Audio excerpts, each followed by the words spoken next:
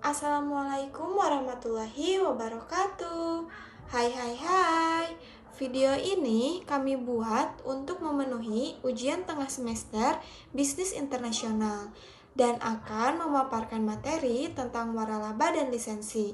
Sebelumnya, saya akan memperkenalkan anggota kelompoknya, yaitu ada Ria Nurfitri, Ajeng Ismail Fadilah, Raihan, Ajhar, dan Siti Maesaro.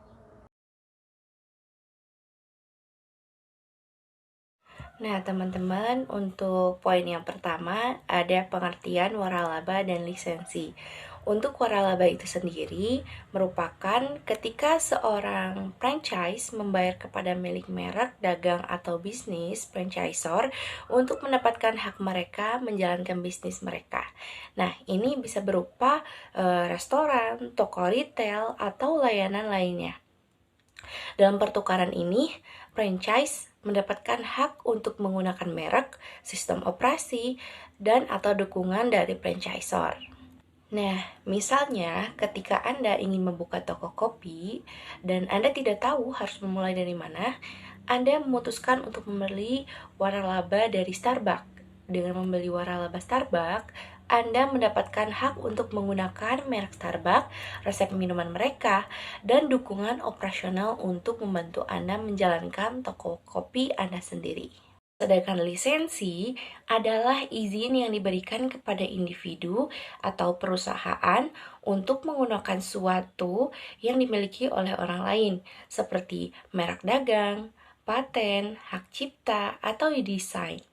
Nah, ini memungkinkan pemilik hak untuk mendapatkan penghasilan dari penggunaan properti intelektual mereka tanpa kehilangan kepemilikan. Sebagai contoh, Anda adalah seorang desainer grafis yang menciptakan gambar-gambar yang keren untuk kaos. Sebuah perusahaan pakaian tertarik dengan desain Anda dan menawarkan untuk membayar Anda dan memberi izin kepada mereka untuk mencetak desain Anda di kaos mereka. Nah, dengan demikian, Anda memberikan lisensi kepada perusahaan pakaian tersebut untuk menggunakan karya seni Anda. Selanjutnya ada manfaat dan risiko dari waralaba dan lisensi. Untuk manfaatnya, salah satu manfaat terbesar dari waralaba atau lisensi itu yaitu mendapatkan akses kepada merek atau produk yang sudah terbukti populer. Ini tuh bisa membuat proses memulai bisnis kita lebih mudah karena pelanggan juga kan sudah akrab dengan merek atau nama dari produk yang sudah kita klaim.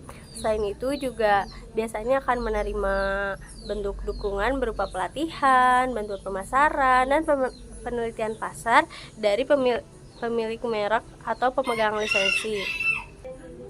Nah, salah satu contoh dari waralaba Starbucks itu misalnya kita nggak perlu memulai dari nol dalam membangun merek atau resep minuman karena pelanggan sudah akrab dengan merek Starbucks sehingga lebih mudah untuk menarik pelanggan.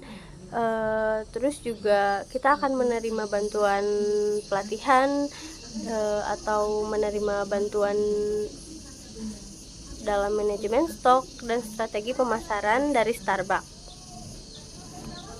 Oke, selanjutnya yaitu resiko. Nah, meskipun waralaba atau lisensi ini bisa menjadi peluang besar, mereka juga memiliki resiko tersendiri, yaitu biaya awal yang tinggi. Itu menjadi salah satu resiko utama, terutama dalam hal waralaba. Karena selain itu, kita juga harus membayar royalti atau biaya bulanan kepada pemilik merek yang bisa mengurangi keuntungan kita. Kita juga harus mematuhi semua aturan dan standar yang ditetapkan oleh pemilik merek atau pemegang lisensi. Kalau enggak ya kita bisa kehilangan hak dari pemegang lisensi tersebut. Nah, contohnya dari waralaba Starbucks tadi, kita tuh harus membayar biaya awal yang lumayan cukup gede. Selain itu juga dari membayar biaya yang besar, kita juga harus membayar royalti bulanan kepada Starbucks, karena kalau kita tidak memenuhi standar Starbucks atau tidak memenuhi ekspektasi pelanggan terhadap Starbucks tersebut, nah kita tuh bisa beresiko kehilangan hak dari waralaba yang sudah kita bayarkan. Proses pengambil ahlian waralaba atau lisensi. Proses untuk mendapatkan waralaba atau lisensi dapat bervariasi tergantung pada perjanjian antara pihak-pihak yang terlibat.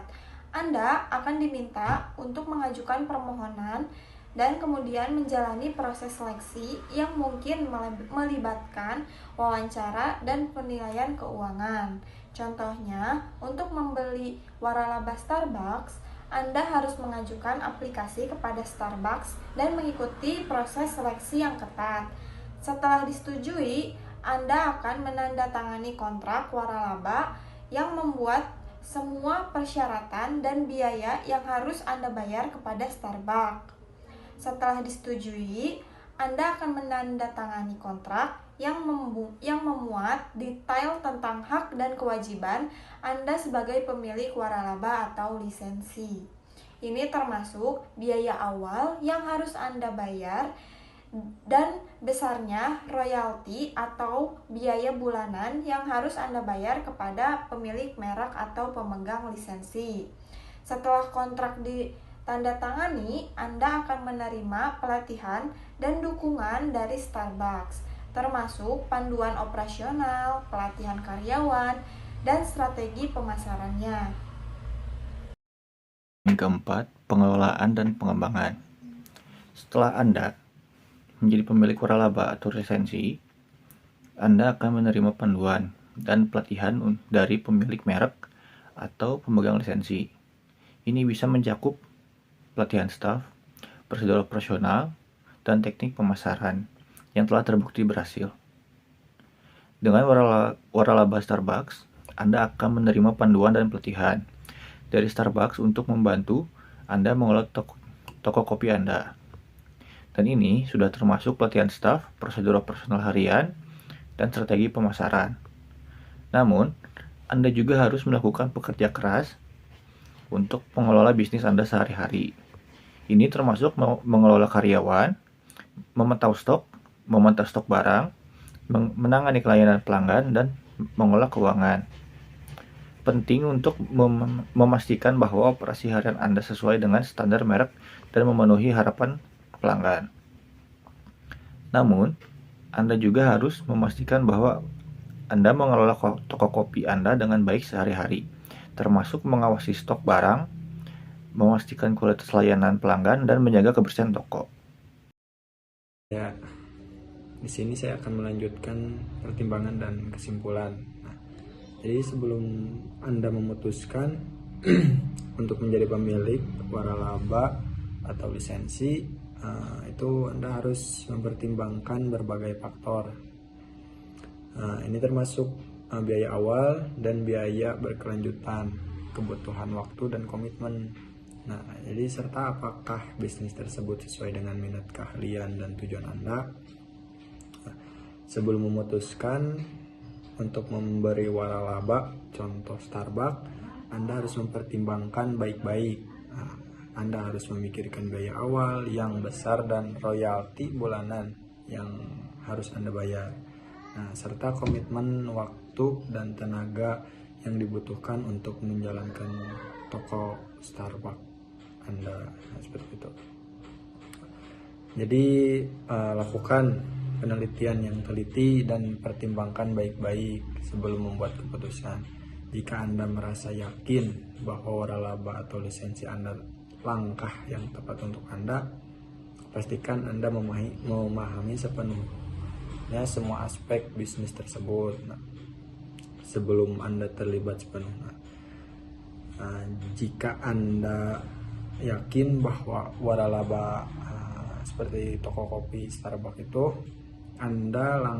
adalah langkah yang tepat untuk Anda, pastikan untuk memahami sepenuhnya semua persyaratan dan kewajiban yang terkait dengan menjadi pemilik waralaba sebelum Anda terlibat sepenuhnya, seperti itu.